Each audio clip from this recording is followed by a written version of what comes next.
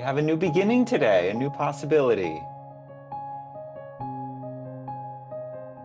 Thanks for those of you who have said yes and have recently started with our classes, and thanks to those of you who have been coming for some time. Today we'll be going through a version of the set for class 1 in our immersion. It's called Ground. It's a good place for getting started.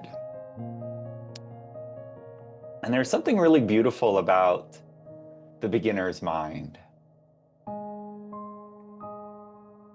Last night, you went to sleep and went who knows where for a lot of hours, right? Some people say that the sleeping is where we're in our real selves, and then the awake is the dream. Who knows? But we did go to sleep for a long time. And when you woke up, it was a new beginning and a new you. During the night, your soul reconnected with Source. Your body did some deep repair. All kinds of cells were born and cycled, and you're literally in a new body. It's a new day. This moment has never before existed. It's repeatless. You know, the saying, you can't step in the same river twice, right? Because it's always flowing. The water is different. So even though you might be in a familiar looking space, in familiar relationships and familiar work, there's a lot of familiar happening, right?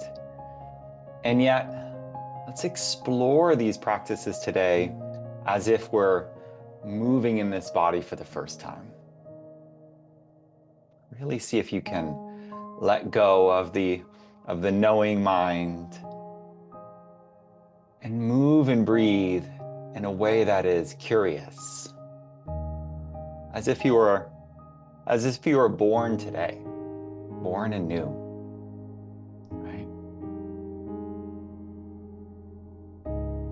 Let that be your exploration. Those of you who are teaching or keen on teaching, I know it's very tempting to take notes, and how would I teach that, and that seems cool, and let me not forget that. And I'd encourage you to set all that aside today. You'll have these recordings and more. You have several times this week to go through some of these moves. So you have all week to explore this, and then all year to really drink in whatever of it you'd like. So let this today be all about you. And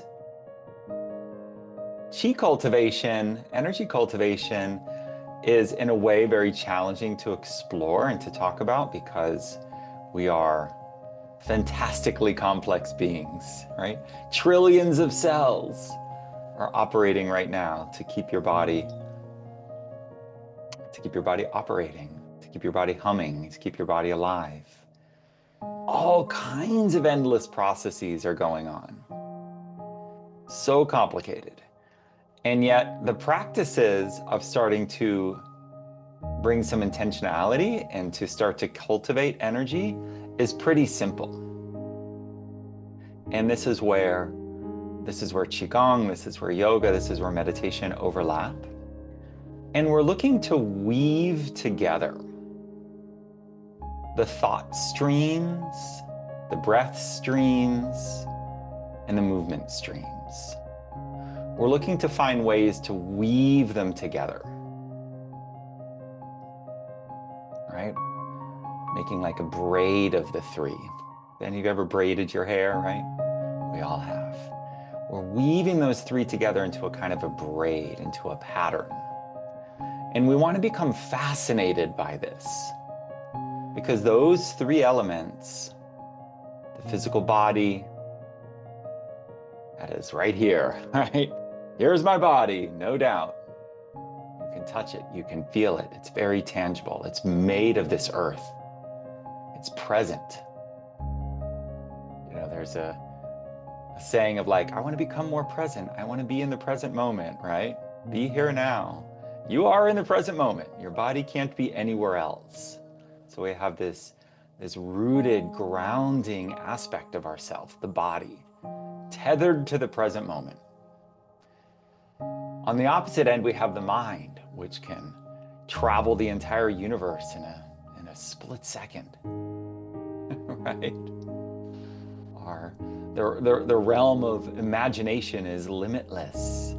Look at all the books and all the movies and all the ideas. Our mind is said to be one of the most powerful forces in the universe. We co-create with divine intelligence using the faculty of mind. Infinitely powerful and easily scattered. And in between we have the breath, a little bit in the body and a little bit in the imagination. The breath is linked to both. It's the tether. It's the central strand of that braid of these three streams that we're weaving together. So the breath reflects our emotional state and can create our emotional state. The breath reflects our mental state and it can generate our mental state. And the breath reflects our physical state and it can contribute to a healthy physical body.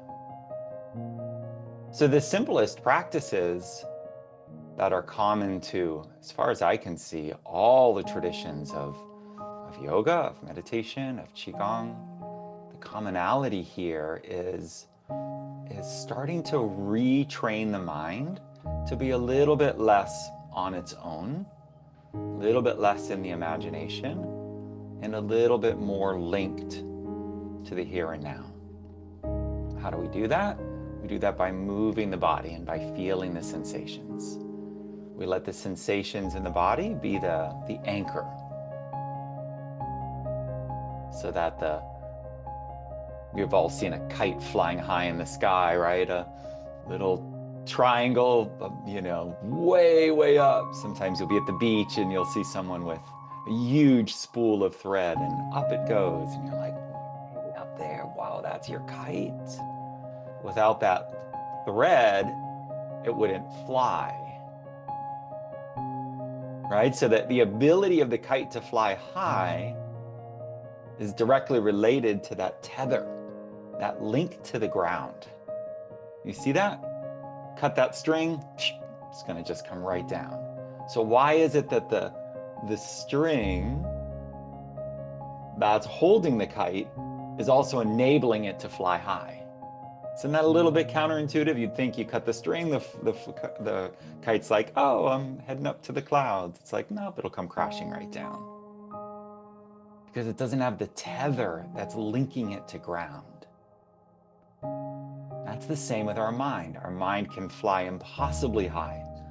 It can create entire worlds. Everything in your space has been created by the power of mind. Look where we are. We're on video conferencing all over the world in real time. Power of mind.